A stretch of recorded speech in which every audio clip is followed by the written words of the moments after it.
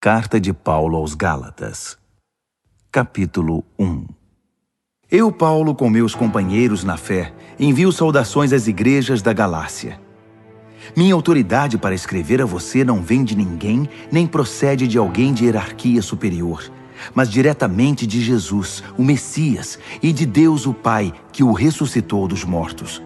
Fui convocado por Deus. Quero saudá-los com as belas palavras graça e paz. São belas, pois nos lembram como Jesus nos resgatou do mundo maligno em que vivemos quando se ofereceu em sacrifício por nossos pecados.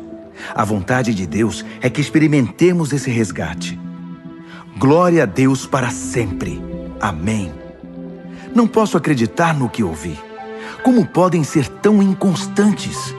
Como resolvem abraçar outra mensagem? Vocês estão traindo aquele que os chamou para a graça de Cristo. E vocês sabem que não se trata de detalhes irrelevantes. É outra mensagem, completamente diferente. É mentira deslavada sobre Deus. Os responsáveis por essa agitação estão virando a mensagem de Cristo de pernas para o ar. Quero deixar bem claro, se algum de nós, até mesmo um anjo do céu, pregar uma mensagem diferente da verdadeira e original, seja amaldiçoado. Vou repetir, se alguém, não importa a reputação ou as credenciais que possua, pregar uma mensagem diferente da que vocês receberam no início, seja amaldiçoado. Acham que falo desse modo para manipular alguém? Ou para impressionar o próprio Deus? Ou para ganhar aplausos do povo? Se meu alvo fosse popularidade, eu não seria escravo de Cristo. Saibam que a mensagem que transmiti a vocês não é mero discurso motivacional. Eu não a recebi de nenhuma tradição, nem a aprendi em alguma escola. Eu a recebi diretamente de Deus e de Jesus Cristo. Estou certo de que vocês ouviram a história da minha vida quando eu vivia no judaísmo. Na época eu perseguia a Igreja de Deus. Meu objetivo era destruí-la. Ninguém me superava no apego às tradições dos nossos antepassados. Mas Deus tinha planos para a minha vida. Quando eu ainda estava no ventre da minha mãe, Ele me escolheu e me chamou por sua graça, cheia de generosidade. Por sua intervenção, revelou seu Filho a mim para que eu o anunciasse aos outros povos, os que não são judeus. Logo depois desse meu chamado, fui para a Arábia. Não consultei ninguém e não fui a Jerusalém me aconselhar com os que já eram apóstolos. Mais tarde, voltei a Damasco. 3 anos depois, fui a Jerusalém para conhecer Pedro e saber mais sobre a fé. Foram apenas 15 dias, mas que dias aqueles! Com exceção de Tiago, irmão do Senhor, não vi nenhum outro apóstolo. Diante de Deus, estou falando a pura verdade. Então comecei meu ministério nas regiões da Síria e da Cilícia. Mesmo depois de todo aquele tempo, eu ainda não era conhecido nas igrejas cristãs da Judéia. O que sabiam de mim era apenas isto: aquele homem que antes nos perseguia, agora está pregando a mesma mensagem que tentou destruir. E como eles agradeceram a Deus e o adoraram por minha causa.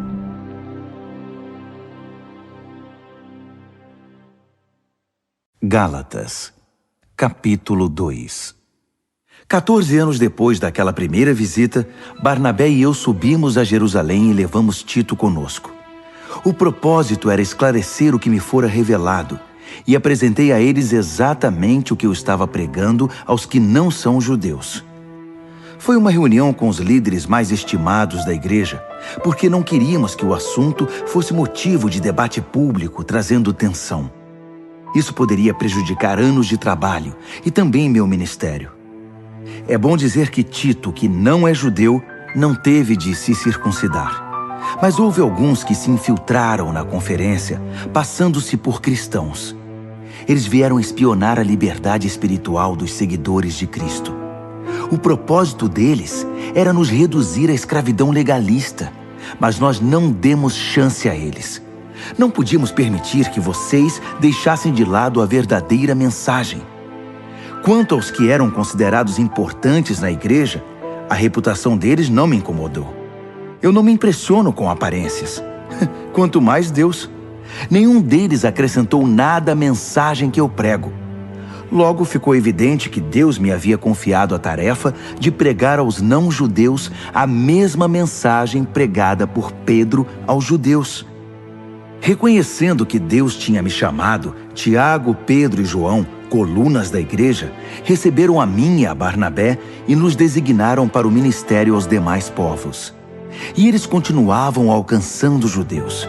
Apenas acrescentaram um pedido: que nos lembrássemos dos pobres, o que é meu desejo profundo.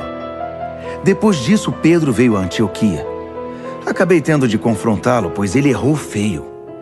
Vou contar como foi. Antes que algumas pessoas da parte de Tiago chegassem à cidade, Pedro comia normalmente com os que não eram judeus. Mas depois que o grupo de Jerusalém chegou, todos conservadores, ele começou a evitar todo contato com seus amigos não-judeus. Isso provou que ele tinha medo do grupo conservador judaico, que tentava fazer valer o velho sistema da circuncisão. Infelizmente, o restante dos judeus da igreja de Antioquia aderiu à hipocrisia, até mesmo Barnabé. Quando vi que eles não se comportavam de acordo com a mensagem, contestei Pedro na frente de todos. Se você, que é judeu, não segue as regras judaicas quando não está sendo observado pelos guardiões de Jerusalém, que direito tem de exigir que os não-judeus se adaptem aos costumes judaicos só para causar boa impressão aos seus velhos amigos de Jerusalém? A verdade é a seguinte: nós, judeus, não somos superiores aos demais pecadores. Sabemos muito bem que não somos justificados diante de Deus por guardar regras, mas apenas pela fé em Jesus Cristo. Como sabemos disso? Nós tentamos, e com o melhor sistema de regras do mundo.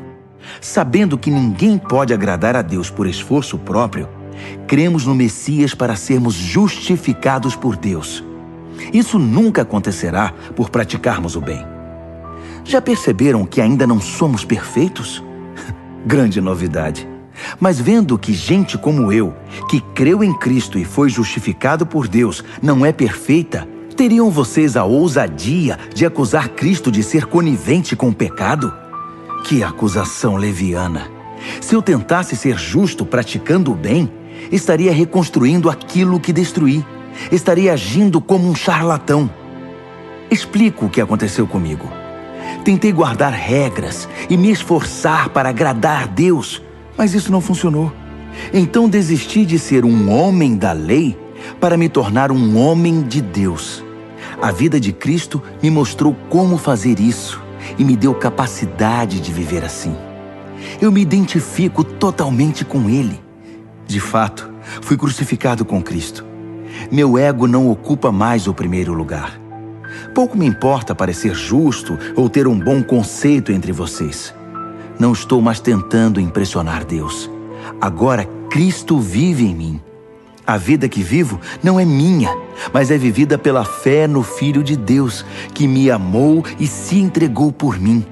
E eu não volto mais atrás. Não está claro que voltar para a velha religião de guardar regras e agradar os outros é abandonar a nova vida de relacionamento com Deus? Não posso desprezar a graça de Deus. Se é possível ter um relacionamento vivo com Deus, apenas guardando regras, Cristo morreu em vão.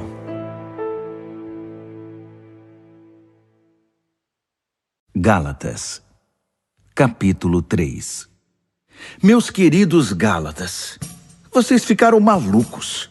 Alguém os enfeitiçou? Perderam o juízo? Algo muito estranho aconteceu, pois é óbvio que Jesus crucificado não está mais no centro da vida de vocês. E vejam que o seu sacrifício na cruz foi apresentado a vocês com muita clareza. Permitam-me perguntar: como começou a nova vida de vocês? Foi resultado do esforço para agradar a Deus? Ou foi por terem aceitado a mensagem de Deus?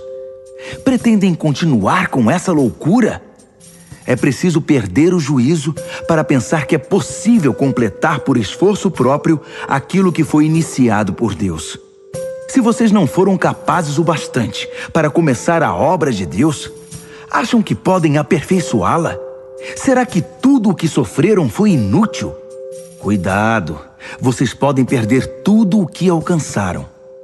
Respondam-me, será que Deus, que os presenteia com sua presença, com seu Espírito Santo, que realizou em vocês o que jamais conseguiriam fazer por esforço próprio, fez tudo isso por causa do esforço de vocês ou porque vocês confiaram a Ele esse trabalho?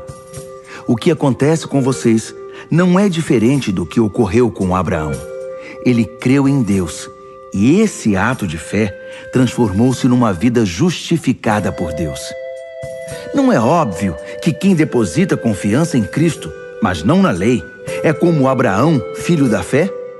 Está previsto nas Escrituras que Deus justificaria os não-judeus pela fé. As Escrituras deixam isso muito claro na promessa feita a Abraão.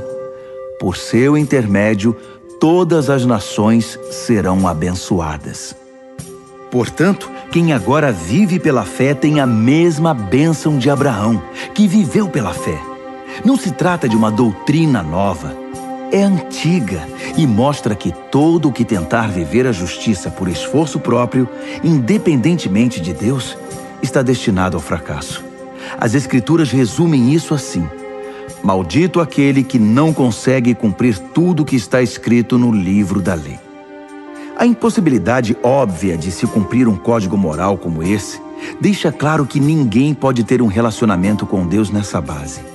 Só pode ter um relacionamento real com Deus quem aceita o caminho de Deus. Fazer alguma coisa por Deus é o oposto de deixá-lo fazer por nós. Abacuque disse tudo. Quem crê em Deus é justificado por Deus. E essa é a vida real. A observância das regras jamais chegará à vida de fé. A pessoa apenas perpetuará o hábito de guardar regras, o que se vê nas Escrituras. Aquele que faz estas coisas, observar as regras, continua vivendo por elas. Cristo nos redimiu dessa vida amaldiçoada de derrotas, quando Ele mesmo a absorveu. As Escrituras dizem: maldito é aquele que for pendurado num madeiro. Foi o que aconteceu quando Cristo foi pregado na cruz. Ele se transformou em maldição e, ao mesmo tempo, deu fim à maldição. Agora, por causa disso, está tudo resolvido. E vemos que a bênção de Abraão está disponível para quem não é judeu também. Todos agora podem receber a vida de Deus, o seu Espírito que está em nós e conosco quando cremos, exatamente como Abraão o recebeu. Amigos, permitam-me citar um fato do cotidiano para ilustrar a vida de liberdade de que estou falando. Quando o testamento de alguém é ratificado, ninguém pode anulá-lo nem acrescentar-lhe nada. É o caso das promessas feitas a Abraão e ao seu descendente. Observem que as Escrituras, na linguagem cuidadosa de um documento legal, não dizem aos descendentes, referindo-se a todos em geral, mas ao seu descendente. A palavra está no singular, referindo-se a Cristo. Quero explicar esse texto. Um testamento, mais tarde ratificado por Deus, não é anulado por um acréscimo anexado 430 anos mais tarde. A promessa contida no testamento não foi negada. O adendo, com suas instruções e regras, não diz respeito à herança prometida no testamento. Então, qual o objetivo desse adendo que chamamos lei? Foi um acréscimo às promessas originais contidas na aliança feita com Abraão. O propósito da lei era preservar um povo pecador na história da salvação até que Cristo, o descendente, viesse, herdando as promessas e concedendo-as também para nós. Evidentemente, a lei não foi dada num encontro direto com Deus, mas foi dada por anjos e por um mediador, Moisés. Se há um mediador, como havia no Sinai, então o povo não se relaciona diretamente com Deus, não é mesmo? Mas a promessa original é a bênção direta de Deus, recebida pela fé. Estaria então a lei contra a promessa? Seria uma negação da vontade de Deus para nós? Nunca. Seu propósito foi mostrar que não tínhamos um relacionamento de verdade com Deus.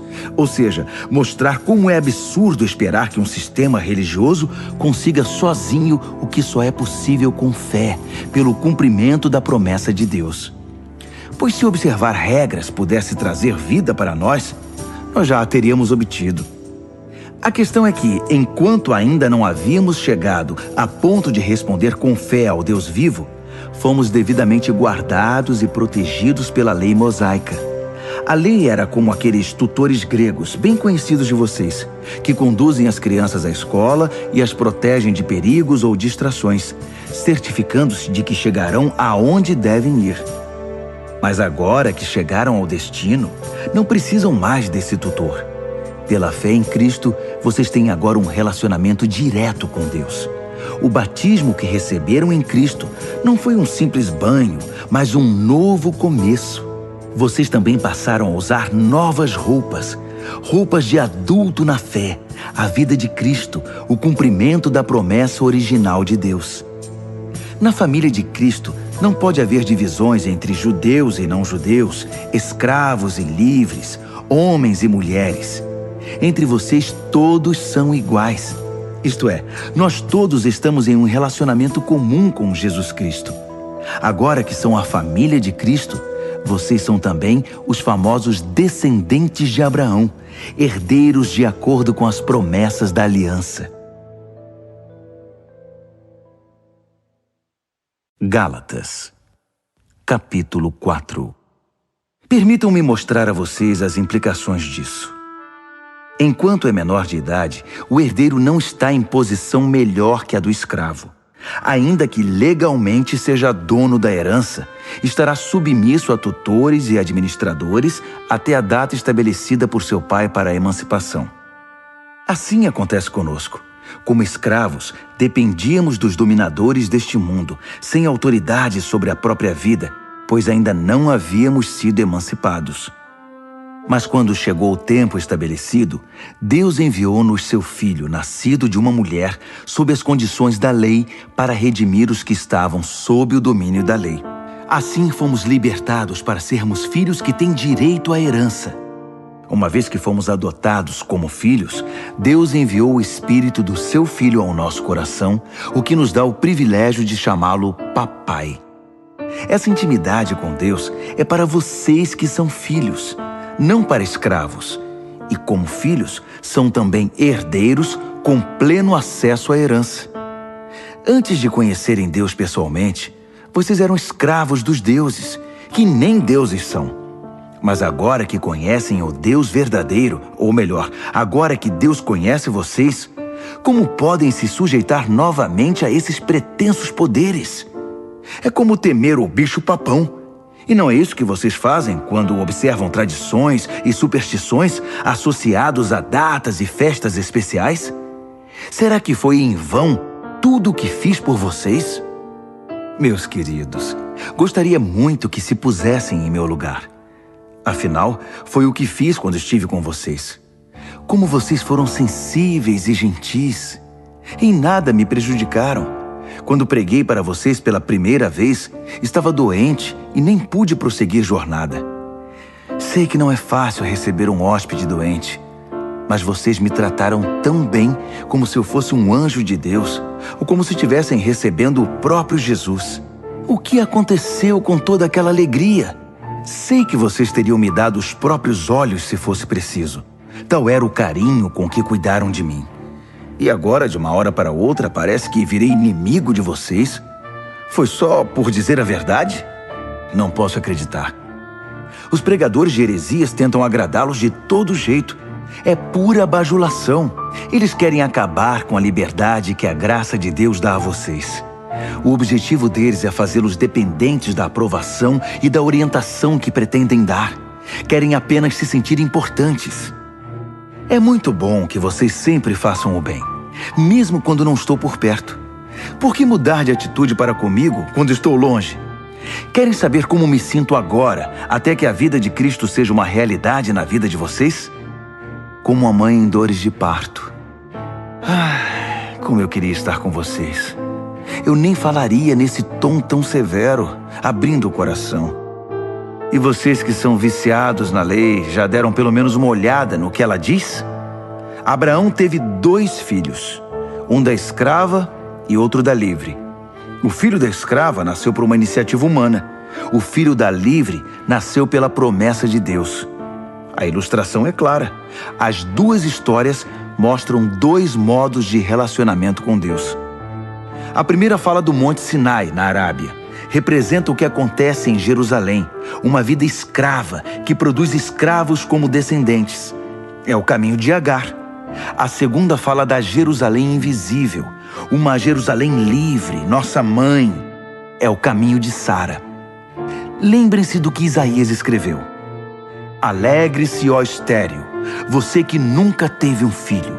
Exulte e cante, você que nunca sofreu as dores do parto.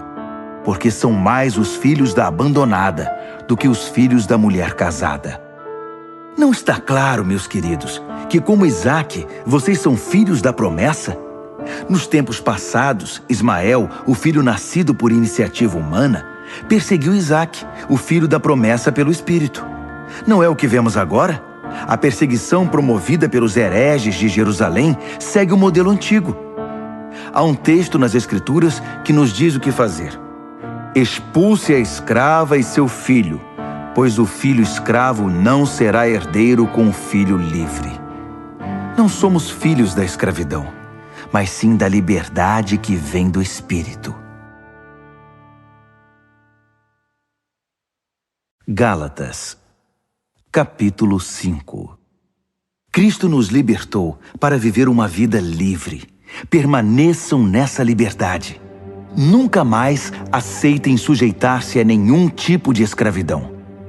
Quero enfatizar o seguinte: no momento em que vocês se submetem à circuncisão ou a qualquer outro sistema de regras, o dom da liberdade que Cristo conquistou com sofrimento acaba desperdiçado.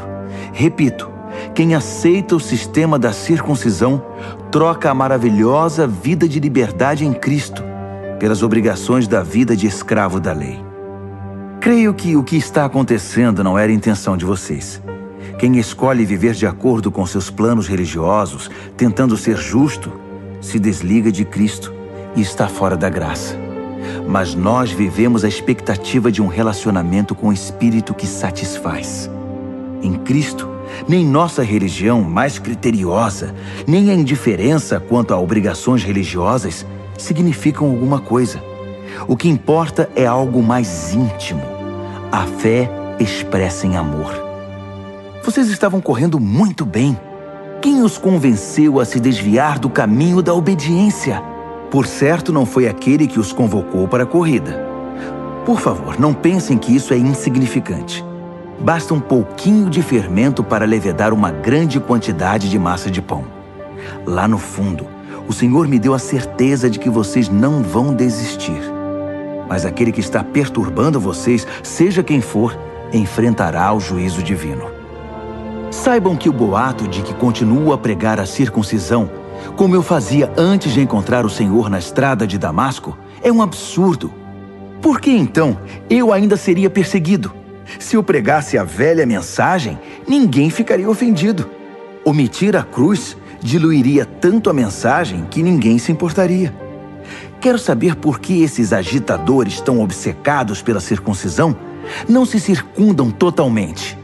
Poderiam se castrar. Não há dúvida que Deus chamou vocês para uma vida de liberdade. Mas não usem essa liberdade como desculpa para fazer o que bem entendem, pois assim acabarão destruindo-a. Em vez disso, usem a liberdade para servir o próximo com amor. É assim que vocês serão cada vez mais livres, pois o ensino da palavra de Deus resume-se numa única frase: ame o próximo como a você mesmo. Isso é que é liberdade. Se vocês vivem como cão e gato, vão acabar se destruindo. Querem perder a preciosa liberdade? Aqui vai meu conselho. Vivam nesta liberdade, motivados pelo Espírito de Deus. Só assim vencerão seus impulsos egoístas. Pois há em nós uma raiz de egoísmo que guerreia contra a liberdade do Espírito. Esta liberdade é incompatível com o egoísmo. São dois modos de vida opostos. Não dá para viver com os dois. Por que não escolhem o caminho do Espírito? Só por ele poderão fugir dos impulsos inconstantes de uma vida dominada pela lei. Todos conhecem o tipo de vida de uma pessoa que quer fazer o que bem entende. Sexo barato e frequente, mas sem nenhum amor. Vida emocional e mental detonada. Busca frenética por felicidade e sem satisfação. Deuses que não passam de peças decorativas. Religião de espetáculo. Solidão paranoica, competição selvagem, consumismo insaciável, temperamento descontrolado, incapacidade de amar e de ser amado, lares e vidas divididos, coração egoísta e insatisfação constante, costume de desprezar o próximo, vendo todos como rivais, vícios incontroláveis, tristes paródias de vida em comunidade. E se eu fosse continuar, a lista seria enorme. Essa não é a primeira vez que venho advertir vocês. Se usarem a liberdade desse modo, não herdarão o reino de Deus. Mas vamos falar da vida com Deus. O que acontece quando vivemos no caminho de Deus? Deus faz surgir dons em nós, como frutas que nascem num pomar. Afeição pelos outros, uma vida cheia de exuberância, serenidade, disposição de comemorar a vida, um senso de compaixão no íntimo e a convicção de que há algo de sagrado em toda a criação e nas pessoas. Nós nos entregamos de coração a compromissos que importam, sem precisar forçar a barra, e nos tornamos capazes de organizar e direcionar sabiamente nossas habilidades. O legalismo não produz nada disso, apenas atrapalha. Para quem pertence a Cristo, seguir o próprio caminho e deixar para depois as necessidades dos outros são atitudes que ficaram cravadas na cruz. Já que a vida do Espírito é o tipo de vida que escolhemos, convém lembrar que isso não é apenas uma ideia ou um sentimento no coração. Suas implicações devem ser realidade em cada área da nossa vida. Isso significa que não devemos ficar fazendo comparações como se um fosse melhor que o outro. Temos coisa mais importante a fazer na vida. Ninguém é melhor do que ninguém. Cada pessoa tem valor singular e inestimável. Gálatas, capítulo 6. Amigos, vivam com criatividade. Se alguém cair em pecado, restaurem-no com perdão. Guardem as críticas. Vocês podem precisar de perdão antes que o dia termine. Ajam com misericórdia e estendam a mão aos oprimidos. Compartilhem aquilo que pesa a vocês e cumpram desse modo a lei de Cristo. Se pensam que são bons demais para agir assim, estão muito enganados. Cada um examine com cuidado a si mesmo e a maneira segundo a qual está cumprindo a missão que recebeu e dedique atenção total a ela. Não fiquem admirando vocês mesmos, nem se comparando com os outros. Cada um precisa assumir o compromisso de fazer o melhor que puder com sua vida. Vocês, que já chegaram à maturidade, sejam generosos com aqueles que os instruíram, compartilhando com eles tudo o que de bom possuem e experimentam. Não se enganem, ninguém faz Deus de bobo. Toda pessoa colhe o que plantou. Quem planta egoísmo, ignorando a necessidade dos outros e a Deus, colherá o mal. O resultado de sua vida será frutos inúteis. Mas aquele que planta conforme Deus, permitindo que o Espírito faça a obra de crescimento nele, terá uma colheita de verdadeira vida, vida eterna. Portanto, não se cansem de fazer o bem. No tempo certo, teremos uma boa colheita, se não nos desesperarmos nem desistirmos. Cada vez que tivermos chance, trabalhemos para o benefício de todos, a começar pelos mais próximos de nós na comunidade da fé. Nestas linhas finais, chamo a atenção para os traços grossos da minha caligrafia, para ressaltar a importância do que escrevi. Aqueles que tentam impor a vocês a prática da circuncisão têm um único objetivo: querem parecer bons sem fazer esforço, pois não têm coragem de viver a fé que compartilha o sofrimento e a morte de Cristo. A doutrina deles nada é, até porque nem eles guardam a lei. Observam apenas as leis que interessam aos seus propósitos. Eles querem que vocês sejam circuncidados para que possam se orgulhar do sucesso em recrutá-los para o lado deles. Como são desprezíveis! Quanto a mim, não vou me orgulhar de nada, a não ser da cruz do nosso Senhor Jesus Cristo. Por causa daquela cruz, fui crucificado aos olhos do mundo, libertado da atmosfera sufocante, da necessidade de agradar os outros e me encaixar nos padrões mesquinhos ditados por eles. Percebem que esta é a questão principal? Não é o que fazemos, como submeter-se à circuncisão ou rejeitá-la. É o que Deus está fazendo. E Ele está criando algo novo, uma vida livre. Todos os que caminham por esse padrão são um verdadeiro Israel de Deus, seu povo escolhido. Paz e misericórdia sejam com eles. Francamente, não quero mais ser incomodado com essas disputas. Tenho coisas mais importantes para fazer, como viver a fé com seriedade. Trago em meu corpo as cicatrizes do meu trabalho por Jesus. Que tudo o que nos é concedido livremente pelo Senhor Jesus Cristo venha a ser de fato de vocês, meus queridos amigos. Amém.